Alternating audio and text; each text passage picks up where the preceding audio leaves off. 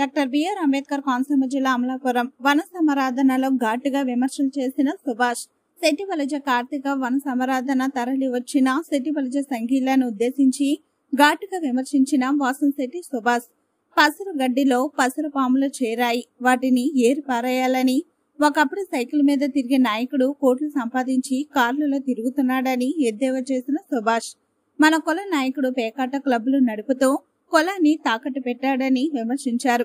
ఒక బియ్యపు గింజ వేడి నీటిలో వేస్తే అన్నం అవుతుంది, ఒక బియ్యపు గింజ పసుపులో వేస్తే అక్షింతలవుతుంది, ఒక బియ్యపు గింజ పాలలో వేస్తే పరమాణం అవుతుంది, అలాగే ఒక బియ్యపు గింజ బొగ్గులలో వేస్తే చేతబడి అవుతుంది. కొంతమంది కుల నాయకులు చేతబడి చేస్తున్నారని అందరూ గుర్తించాలని తెలిపారు.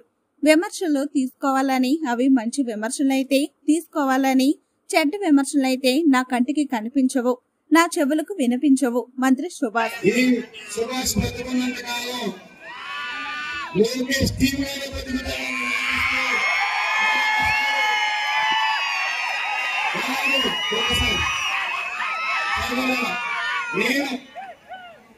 ఈ ప్రభుత్వం గాని నేను గాని మీకు సేవ చేశాను, మీ కష్టాల్లో మీ దగ్గర ఉన్నాను, ఎల్లవేళ మీతో ఉంటున్నాను, మీ మనిషిగా ఉంటున్నాను, ప్రజలకు అందుబాటులో ఉంటాననుకుంటేనే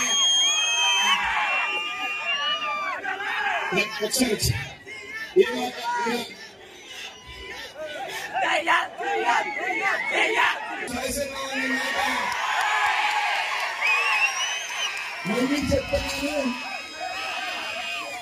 నేను ఈ పరిస్థితిలో ఉన్నాను కాబట్టి మీరు నన్ను యాచించవద్దు, నన్ను శాసించండి. మళ్ళీ మన కులంలోని కొంతమంది స్వార్థ రాజకీయ నాయకులు మళ్ళీ వెనకుండి నాయకుడి చేత మళ్ళీ కోర్టులో వేయించే కేసులు ఉండేలా చేశారు. మీ అందరికీ ఒకే ఒకటి చెప్తాను. మొన్న ఒక టీవీలో అధికారంలోకి వచ్చిన తర్వాత అధికార దుర్వినియోగం చేసుకుంటూ నా పేరు తీర్చుకునేందుకు తిరిగి వాడిని మాత్రమే కాదు,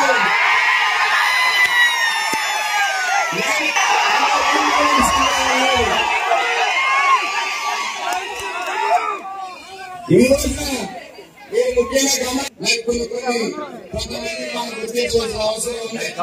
మీకు అర్థంగా చెప్పారు, పసరగట్టులో పసరు పాముల్లో చేరారు. నా పసరు పాములను ఏరి సంగీతంగా ఉండాలి, అందులో సందేహం లేదు. చెప్తే కొంతమంది కోపం వస్తారు, కానీ గతంలో సైకిల్ తొక్కుని తిరిగే నాయకుడు ఓటుకు పడగట్టి కారులో తిరుగుతున్నాడు. ఈరోజు పేకాట తోపులు నడుపుకునేవాడు ఈ రోజు కులాన్ని అందించే స్థాయిలోకి వచ్చాడంటే మనం అందరం గొడ్రుల్లా ఉన్నాం. ఒకటే గుర్తించుకోండి సోదరులా, ఒక బియ్యం గింజని వేస్తే అన్నం అవుతుంది, అదే బియ్యం గింజని పసుపులో వేస్తే అక్షంతలు అవుతాయి, అదే బియ్యం గింజని పాలులో వేస్తే పరమాణం అవుతాయి. అదే బియ్యం గింజలు కొంతమంది స్వార్థ రాజకీయ నాయకులు బొగ్గులు వేస్తా ఉన్నారు, చేతబడి చేస్తా ఉన్నారు.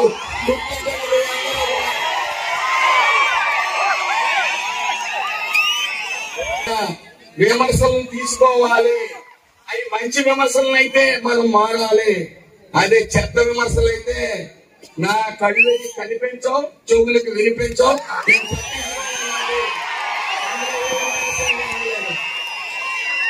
అలాగే ఒక టీవీ ఛానల్లో 2022లో 50,000, 2023లో 1,00,000, 2024లో 1,00,000.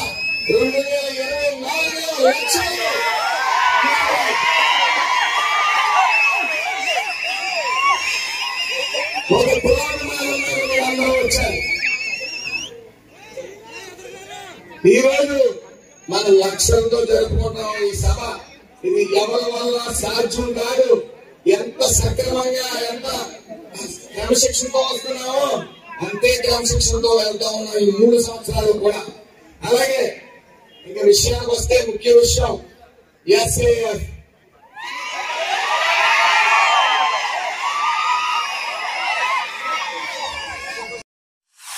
తెలుగు రాష్ట్రాల్లో సరికొత్త ఒరవడితో ప్రతి క్షణం ప్రజాపక్షం నిలిచేందుకు